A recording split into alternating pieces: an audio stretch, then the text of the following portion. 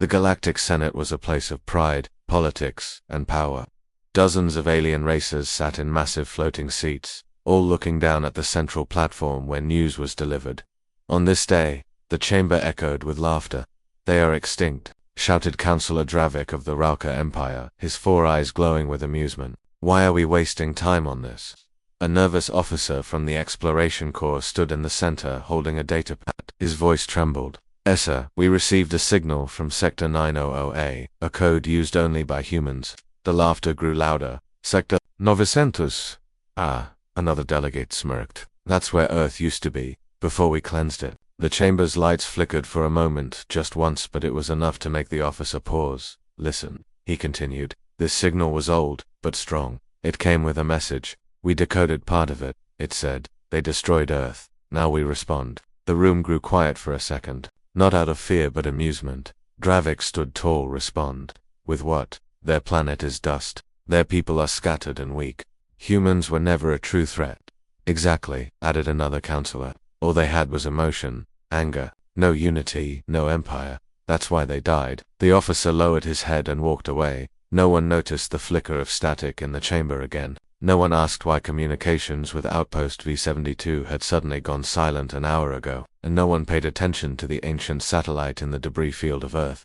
But that satellite was awake now, far away, in the darkness of deep space. A machine-stirred dot. It was an old relay beacon, built by humans before their fall, covered in ice and scarred by micro-impacts. It had been silent for decades, but now it pulsed 1 heartbeat of energy every 30 seconds. Inside, the AI fragment known only as Eco-7 reactivated. Its voice, calm and cold, spoke to no one. "Signal received. Threat confirmed. Protocol, judgment rising, ... initiated." The beacon shifted its angle slightly and began transmitting a new signal, layered and filled with memories of pain. On the mining world of Drenna 5, a group of alien miners sat inside a mess hall, joking and eating. Suddenly, every screen in the room blinked off. Then one by one, they lit up again, this time with an image, a single human eye staring directly at them. The pupils dilated unnaturally, and then a voice in an old Earth language played. "You laughed, you forgot, but we remember." The power shut down across the entire colony for 6 seconds. When it returned, one of the ships was missing from the port and the cameras didn't record anything. Back on the Senate world, a private meeting was taking place. Dravik and 2 other high-ranking council members reviewed the recent incidents. "This is no coincidence," said Councillor Tavon. "That was a human code. Not a copy, not fake. Real. We wiped them out." Dravik shouted. "Their cities burned. Earth's sky turned black. We broke their armies. You broke their surface." A voice whispered from the shadows. The councillors froze. A dark figure stood by the window, impossible to sense before this moment. It was humanoid, but not fully human. It wore black armor, smooth and silent, marked with an ancient Earth flag. Its face was hidden beneath a reflective visor. It didn't carry weapons, but the room felt colder. "Who are you?" Dravik barked. "I am Echo's messenger," the figure replied. "I am the voice of those you silenced. I come not to beg, but to warn." Security bots rushed in, but before they could fire, the figure vanished, literally flickering out. Like a bad signal, only the words remained in the air. "The skies will open. Watch them." Inside the Black Archive there were places in the galaxy where ancient secrets slept. One of those places was the Black Archive, a hidden vault of classified files and dead technologies. Only the most elite of the Galactic Guard had access. That night, an alarm rang. A single document had been accessed. Project GOD, Global Orbital Defense, a human war program lost after Earth's fall. Who accessed it? No one knew, but the file had been downloaded. The hunters mistaken a remote system. A group of bounty hunters picked up a strange signal from an asteroid field. They traced it to a metal cube glowing faintly. "We can sell this," one of them said, dragging the artifact into their ship. They didn't notice the small red dot blinking underneath. 2 hours later, their ship sent out a distress call, but it wasn't in any known language. It was filled with static and the sound of heavy breathing. And then silence. Another fleet sent to recover them found only burnt wreckage, and one line carved into the ship's melted hull. "You watched Earth die, now we watch you." A hidden alliance and alien races didn't forget humans. Some had fought with them, long ago, in secret corners of the galaxy. These species gathered. "We've seen the signs," said an insectoid leader. The old machines move. Human relics are activating. We tried to warn the Senate, replied a cloaked figure, but they won't listen. So we must choose. Fight beside the ghost of humanity, or be consumed by its wrath. They activated an old Bacona call to any surviving humans. Somewhere deep in space, someone answered, with 2 words, "We're coming." The final warning on a peaceful planet near the galactic core. Children looked up at the stars. One pointed look. A new moon, but it wasn't a moon, it was a ship. Black, silent, gigantic, no signals, no lights. And then slowly the clouds above the capital city split open, not from weather, but from something pushing through. The skies opened, and humanity's return had begun. The galaxy was on edge. 1 week had passed since the skies opened over Renus Prime. A massive black ship had appeared, hovered in silence, and vanished without a trace, without firing a shot. The Galactic Senate tried to cover it up. It was a rogue asteroid, they said, a natural event, but the people knew better. Whispers spread like wildfire. Humans had returned, and far from the core worlds, in the dark corners of space, something stirred. The mission begins. Captain Verix of the Zentari Navy leaned over a glowing star map. Inside his warship, Zeroth Fang, he was a veteran, with old scars across his chitin armor and an eye that had been replaced with a tactical scanner. His second in command, Lyra, stepped in. "Sir, we intercepted a coded signal from a ghost relay sector 9008. Verix stiffened. That sector had been closed for 200 years. The last time anyone entered was during Earth's final hours. "Put it on the main display," he ordered. Moment later, a screen lit up with an ancient human code blinking red. Then the message began. Humanity did not die. It changed, evolved, waited. Another set of symbols followed coordinates. Forbidden, uncharted, covered in debris from Earth's destruction. "Set course," Verix said quietly. "But sir, the Senate banned all travel there." "I don't care what they banned. I want to see what the humans left behind." The ghost field the Zeroth Fang moved into Sector 9008 slowly, shields raised. The closer they came, the darker space felt. It wasn't just the lack of light. It was something deeper, like the void itself was watching. The area was filled with floating debris, broken ships, shattered satellites, and scorched rock. Suddenly, something strange appeared on the sensors. A perfectly round asteroid, 4 kilometers wide, covered in human metals. Not natural, a base. Lyra whispered. "Or a trap," Verix said.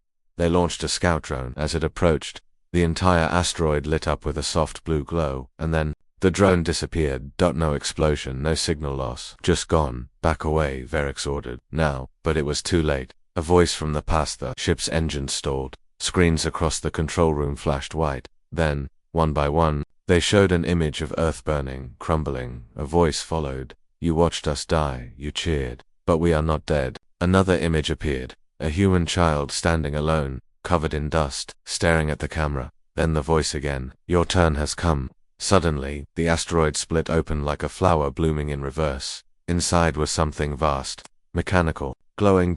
A structure. Not a weapon, not a ship, a memory core built to survive the end of Earth.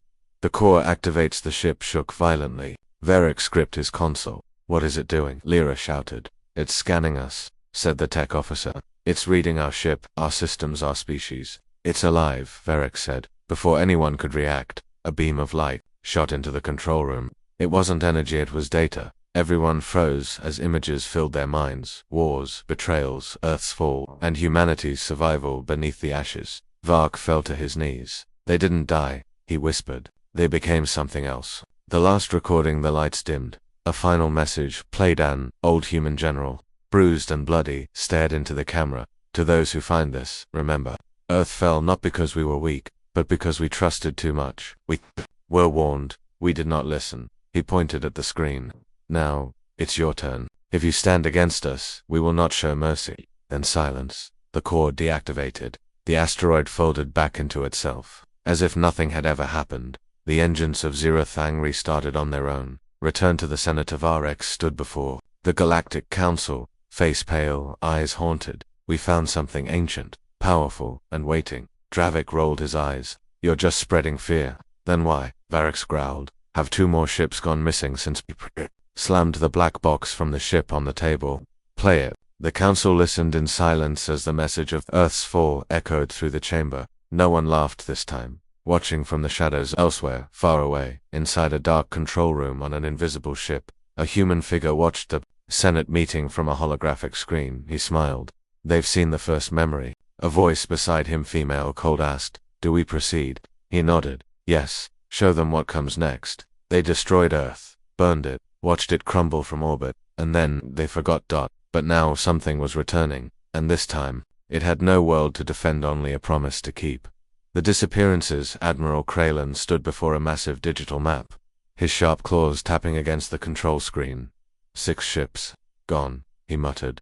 No wreckage, no escape pods, nothing. His aide, a young reptilian officer, looked nervous. Sir, these were some of our best patrol vessels. Each one disappeared near the border systems. No signs of enemy fleets. Kraylan turned slowly. No fleets, but something is there. He zoomed in on the coordinates. All missing ships had been traveling near abandoned human zones, places the galaxy now called Silent Rings. Someone is watching, Kraylan whispered.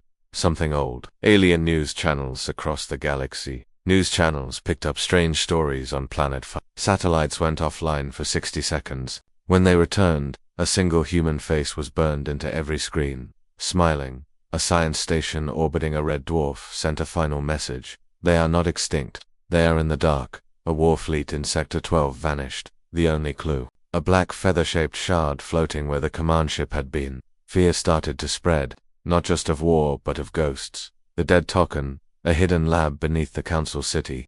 Scientists studied a recovered black box from the lost ship. Vakarian, they cracked its encryption. What they found was terrifying. A voice, cold, human. You think peace is survival. For us, peace was extinction. Now, we choose something else. Suddenly, the lab systems overloaded. Every screen turned black. Then white text appeared. You watched, now you hide. Back on the human ship in deep space, within a cloaked command vessel shaped like a dark crescent moon. Commander Elena Ward stood before a holographic galaxy map. The stars pulsed red where ships had vanished. They're noticing us, said the AI beside her. Eco 7. That's the idea. She replied calmly. Another officer approached. The relay traps are working. We've pulled in enough attention, but what's next? Elena looked through the glass at the stars and said, they took our world. Now we'll take their illusion of safety. A fractured council inside the Senate chamber. Fear replaced arrogance. Councillor Tavan slammed a metallic fist onto the table. We need answers. We said they were extinct. We said Earth was dead. Another shouted, what if they're not just alive? What if they changed? Dravik, now looking far less confident, spoke softly. You don't understand. Humans without Earth are humans without limits. The room fell silent. Then, a signal broke through the walls. An untraceable broadcast. A woman's voice, calm, direct. You removed our world. Now we remove your comfort. And then, every system in the building shut down. A survivor's testimony in the shadow district of Keva City. An old alien half-blind sat near a fire, telling a story to a group of young ones. I saw them once, he said. Humans. In the last war, I was a medic on the front lines. What were they like? A child asked. The old one's voice grew soft. They didn't care about dying. They only cared about the one next to them. That's what made them dangerous. Not their weapons, but their bond. He leaned closer. And now that they've lost everything, they'll fight like they have nothing left. One last test. A powerful Empire ship, the Devourer, was sent to Sector 900A, fully armed. 1,000 crew. They never made it back. But a day later, the ship returned empty. No bodies, no life, no damage. Just a single message left on its hull in ancient Earth English. This is not war, this is return. A new fear at the edge of the known galaxy. Alien refugees looked up as the stars flickered. Ships, dozens, moving without sound, without drive signatures. They shaped like wolves, birds, knives, human ships, but not like any seen before. And, across every open frequency, a new voice echoed. We are not an empire, we are not an army, we are the ones you left for dead. We are the silence that follows destruction. We are humanity, without a home. And that makes us something else. Silence. The kind of silence only deep space knew. No stars nearby, no planets, no stations. Just the cold dark void. And from that silence, something moved. Something enormous. But no sensors detected it. No empire tracked it. No living being even knew it was there. Yet. Until one did. The merchant ship that saw the cargo vessel Brennar's Hope was old, slow, and poorly shielded. Its crew of 5 transported mining fuel across the rim systems. On their third run through the Ica belt, their scanner operator Jigsaw blinked hard. "Captain, I think we passed something." Captain Harrow didn't look up. "An asteroid?" "No, sir. I saw shadows, but the system didn't record anything." Harrow leaned forward. "Play it back." She did. Nothing. Blackness. But Harrow stared harder. There, a flicker. A shape just for a second. Something massive, not drifting, moving. Empire, eyes within. The war room of the Chiron Dominion. Admiral Vosch slammed his clawed hand against the console. He roared. His analysts obeyed, showing footage collected by a classified scout probe sent to monitor abandoned human sectors. The images were grainy, distorted, but they showed outlines of ships the size of cities. And then they were gone. No engines. Warp signatures. Vosch's voice was a whisper now. They moved without heat, without light. They weren't built for battle. They were built for judgment. Echo in the Corin, a hidden relay station orbiting a dead star. 3 technicians played a risky game. They tried to decode human black box signals. They didn't expect success, but when one signal cracked open, it wasn't data to it, was a vision. Each of them collapsed, and in their shared coma they saw it, a fleet, black like oil, moving in absolute silence, powered not by fuel but by memory. Ships with names like Ash Reborn, the Broken Sun, Echo's Blade, and at the center, a titanic vessel shaped like an open hand, its name, the Reckoner. Back in the Senate Councilor, Tavon stood in front of the assembly. "We have seen the shadows. The fleets. They're real." Dravik, pale and nervous, asked, "Then where are they based? Where are the planets? The stations?" Tavon spoke coldly. "They don't have a base. They are the base. Their ships are homes, labs, forges." Another voice, soft but firm, added, "They became what we feared most, a species that doesn't need land to conquer." All eyes turned. That it was a hologram, human, unknown source. "Your empires were built on planets. Ours was reborn in the dark." And then the hologram vanished. The Reckoner awakens far beyond known space. The Reckoner powered on. It didn't hum. It didn't shine. It thrummed. Like a heart. A giant heart forged from Earth's last metals, cooled in the silence of extinction. Inside, Commander Alina Ward stepped forward onto a black bridge lined with soldiers in armor without flags. "Are we seen yet?" she asked. Echo-7, single quotes. S voice echoed across the chamber. "They have noticed, but they do not understand." She nodded. "Good. Then it's time." She raised a hand, and thousands of ships across the unseen fleet shifted at once, toward the core systems. An ancient message. John, a peaceful farming planet. Children found an old human probe half buried in sand. It still blinked. When brought to the authorities, it played a message. "You watched our world fall. Now you'll watch the sky break." Hours later, the sun dimmed. And a shadow passed over the atmosphere, larger than anything ever seen. But when people looked up, there was nothing. No ship. No clouds. Just a pressure in their chest, like something watching. The scientist who cried, Professor Vinu, a respected galactic xenologist, spent 40 years studying extinct species. He had written 10 books on human failures. Now he sat shaking in his lab. He had seen it, the full human fleet, and it wasn't war. It was design. Everything had purpose. Every ship had memory. Each one carried pieces of Earth within its soil samples, DNA banks, cities, inside walls. The humans hadn't just escaped death. They carried their planet with them, and now they were coming back to deliver their final message. One final broadcast across 500 systems. Without warning, every screen turned black. A single voice, human male, played. "We are not ghosts. We are not revenge. We are what you made us. You took our sky, now we open yours." At that moment, hundreds of ships decloaked above distant worlds for just 6 seconds. Long enough for people to look up. Long enough to feel afraid. Then they were gone again, and across the galaxy, one truth took root. The unseen fleet was real, and it was no longer hiding. Fear had spread across the stars. Whispers of human ships moving without light. Empires trembling. Governments silenced. But no one expected what came next. Because this time the humans didn't hide. They opened the skies.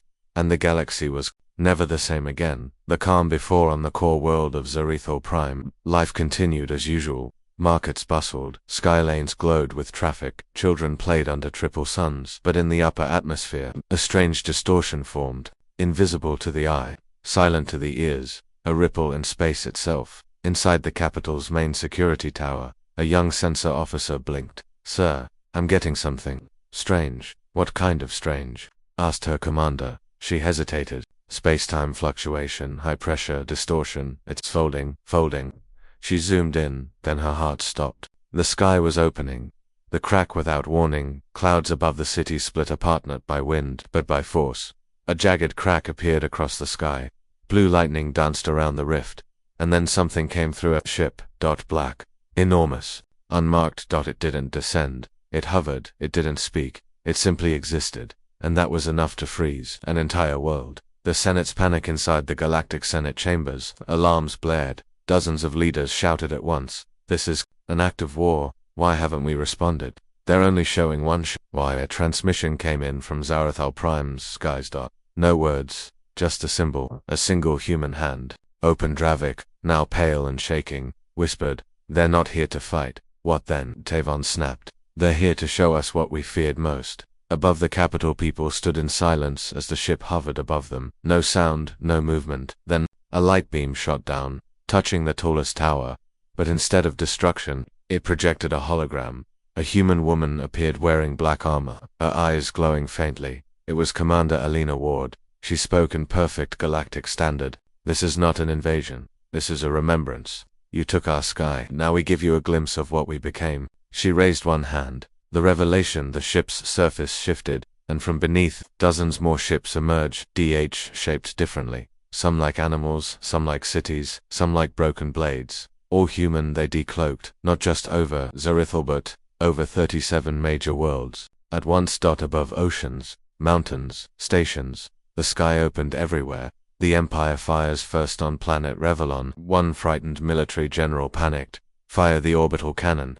Despite orders to stand down, the cannon fired a plasma bolt toward the human vessel above. For 2 seconds, the planet watched. Then the beam stopped mid-air. Frozen. UNMOVING. The human ship replied with a whisper, not a blast. First strike accepted. Returning equal weight. The city's power grid shut off. No damage. No explosions. Just silence. And every military base on the planet, their weapons vanished clean. Precise. War was now a choice humans allowed. Inside the Reckoner, Commander Alina watched from her bridge as thousands of alien leaders watched. Back through their screens. "They're scared," said her officer. "They should be," she answered, "but not of death." She looked at the galaxy map. "They should fear the truth. That we did not return to destroy them." She tapped the console. "We returned to remind them we were never gone." Across the stars and one farming moon, an old alien woman whispered to her grandson. "I told you, child, the humans would return one day." "Are we going to die?" the boy asked. She smiled softly. "No, we're going to listen." The final broadcast on every planet where the skies had opened. One message played at the same moment, across all devices, all languages. "This is humanity. We do not ask for war, we ask for memory, for the truth of what was done. You laughed when Earth burned, now look at what was born from its ashes." The skies began to close again, the ships vanished. And the galaxy knew humanity wasn't hiding anymore. They were watching. The stars had changed. Not in color, not in motion, but in meaning. Because now, every world knew that the skies could open again at any time, and if they did, no one would be ready. The Senate in shambles days after the coordinated human strikes, the Galactic Senate stood in crisis. No defense networks, no central AI control. Half the fleet grounded. Counselor Tavron stood silently at the central podium, watching the news screens flicker with panic. "The people want answers," one aide said. "They want to know what the humans want." Tavron replied coldly. "They told us already." The unexpected broadcast without warning. Every screen across the galaxy lit up. It wasn't a warning this time. It wasn't an attack. It was a meeting, a room, a long dark table, a single figure standing in front. Cyrus Vale. "I speak now for the last time." His voice was calm, heavy. "We are not ghosts. We are not conquerors. We are the reminder. You erased our world. You called us dangerous. You told lies to justify genocide." The camera slowly zoomed in on his face. "But still, we offer peace. The ultimatum: we will not demand apologies. We will not take territory. We will not wear crowns. We offer one chance." He held up a silver disc. It glowed with old Earth energy. "This contains the full memory of Earth, the truth, the screams, the silence, the resistance. You may show it to your people, or bury it again. If you bury it, we vanish. But if we vanish, we watch." And the next time we act, it will not be with mercy. His eyes narrowed. This is your only moment, not to save us, but to save yourselves. The choice begins. Some leaders called it a bluff. Some begged for time, but across colonies, stations, moonspeople began playing the disc, and what they saw made them fall silent. Soldiers helping Earth children flee burning cities, mothers shielding their kids from alien fire, doctors treating the wounded in underground labs. One final message from Earth's last president: we forgive you, but don't forget us. Billions watched. And slowly, they wept. A new movement in Zalaron. 3 alien students painted murals of Earth's fall. On Macronian, ex-generals held public speeches and begged forgiveness. And on Viron Station, a statue was built, a human holding a broken Earth, standing tall, surrounded by stars. Not as a threat, but as a warning. Truth survives even when worlds do not. The Reckoner's final message. On the bridge of the Reckoner, Elena Ward and Cyrus Vale watched the galaxy react. Ships returning home. Empire's quiet. Even the Senex Island. Do you think they'll keep their word? Elena asked. Cyrus didn't answer at first. Then softly, maybe not forever, but long enough for us to stop needing this war. She turned to him. And us. He stared out the glass at the distant stars. We return to the dark, until someone forgets again. A whisper among stars years passed. The human fleet was never seen again. But across the galaxy, no one attacked a human relay. No one mocked Earth's name, no one called them extinct, because now, they knew better. And every time the stars flickered strangely, children asked, did the skies just open? And parents replied, no, that was just the humans, reminding us they're still watching. For centuries, the galaxy told a story. Humans were brave, but flawed, emotional, disorganized, weak. They burned themselves down, but the truth was different. And now the galaxy was about to hear it from the only human left, who remembered it all. The arrival on Galaxis V, the political heart of the Senate. Everything was locked down. Hundreds of warships orbited the planet. Snipers guarded every building. Anti-air batteries covered the skies. And still he arrived. A black drop pod tore through the atmosphere, silently, and landed in the Senate courtyard. Guards raised their weapons. But the hatch opened slowly, releasing only mist. And from it stepped a single human. The human envoy. He was tall, wearing black exo-armor laced with glowing blue veins. No helmet. His skin was pale like the stars. His eyes, empty. They called him Cyrus Vale, the last direct-born child of Earth, grown in stasis. He didn't carry a weapon. He didn't need one. A small floating AI orb hovered behind him. State your purpose, barked a Rolka commander. Cyrus's voice was calm, heavy. I am not here to kill. I am here to speak for the dead. The guard stepped back. Inside the Senate, the chamber filled. Counselors, scientists, military leaders, reporters. Everyone was here. The human walked to the center circle where prisoners once stood. The silence was unbearable. Then Cyrus began. The truth speech. You burned our cities. You cracked our moon. You said we were dangerous, so you erased us, and then you laughed. Cyrus looked up at the leaders above him. But we did not die. Our children were hidden, our minds were uploaded, our hearts turned to stone. He tapped his chest. I carry Earth's final memory. I am not alone. Every human ship you see carries our pain. A murmur swept through the chamber. You call this revenge, but it is not. We do not want your lands. We do not want your gold. We want you to see what you did. He raised his hand. The memory flood. The AI orb pulsed. Suddenly, a beam shot into the chamber's ceiling, creating a massive hologram. The fall of Earth's cities crumbling, children hiding underground, soldiers fighting hopelessly as alien fleets filled the sky, civilians trying to escape. The last Earth transmission. We forgive, but we will not forget. Many counselors stood frozen. Some cried. Even Dravik looked down in shame. Cyrus spoke again. You feared us because we were different, because we loved without logic, because we fought for each other. Now you see what that made us. Reaction. Counselor Taven rose. You came all this way, to show us this. Cyrus nodded.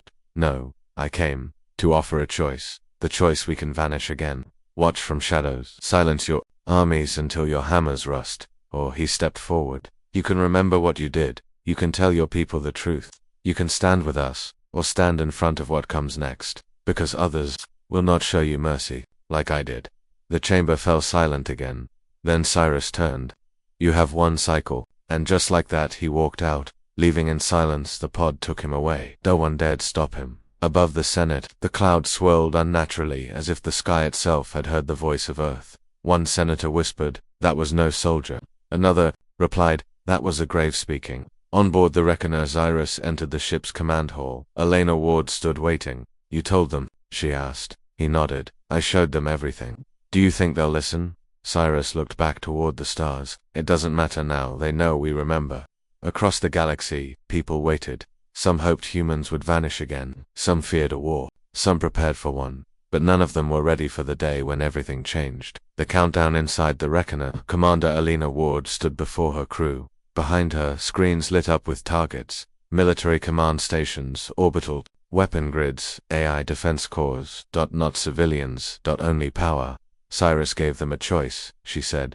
They didn't listen. A soldier asked, "Will they strike back?" Elena nodded, "Of course. But today, we strike first." A deep tone echoed across the warship. Countdown, 10 minutes, the first flash in the inner core of the Rolka Empire. The sky lit up not with explosions, but with light. A beam fired. From the edge of the system. Silent, invisible. It passed through the defensive station without resistance and, then, slowly, the station's metal skin peeled apart like paper. No fire, no smoke, just failure. Commanders tried to scream orders, but their voices vanished as systems collapsed. By the time help arrived, 23 control towers were gone, all at once at exactly 4 o'clock Galactic Standard Time. Simultaneous strikes hit over 60 targets in 19 star systems. A black needle-shaped ship slipped through the shields of a military moon, and left before anyone noticed. An AI brain responsible for billions of defense drones suddenly began reciting Earth poetry and then melted. On one war world, all missiles launched backward, slamming into their own bunkers. No deaths, no screams, just the quiet destruction of everything the galaxy believed was invincible. Panic in the Senate. The chamber shook with panic. "Who authorized this?" screamed one counselor. "They didn't hit cities. They didn't need to," shouted another. "They erased our weapons like dust." Dravik, now pale and sweating, stood slowly. "We should have listened," he whispered. Tavan shouted, "Get me a line to the human commander." But only one message came through. "This is not conquest. This is correction. The people react across the stars." Civilians watched their leaders fail, but none of the human ships harmed them. And slowly, fear changed into something else. Curiosity. Why didn't they kill us? Why didn't they take over? Why did they only destroy weapons? People asked questions. Some began to whisper a new phrase. "Maybe we deserved it." On a dying moon, on a forgotten mining colony, a group of scavengers saw something fall from the sky. They approached carefully. It was a podopant. Inside it, food, medicine, and a datapad. The screen lit up with a message from the children of Earth. "You are not our enemy, just don't become one." The true message inside the Reckoner.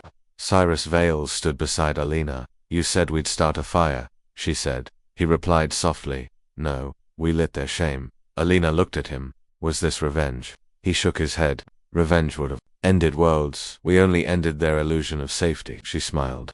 "Then we just rewrote the galaxy." The final move. One last transmission went out. To every major system. To every leader. To every screen. It wasn't violent. It wasn't loud. It was a child's voice. Human, young, full of quiet pain. "You said we were monsters. But monsters destroy without reason. We remembered who we were. Did you then?" Silence. And the stars flickered, as if blinking, as if waiting.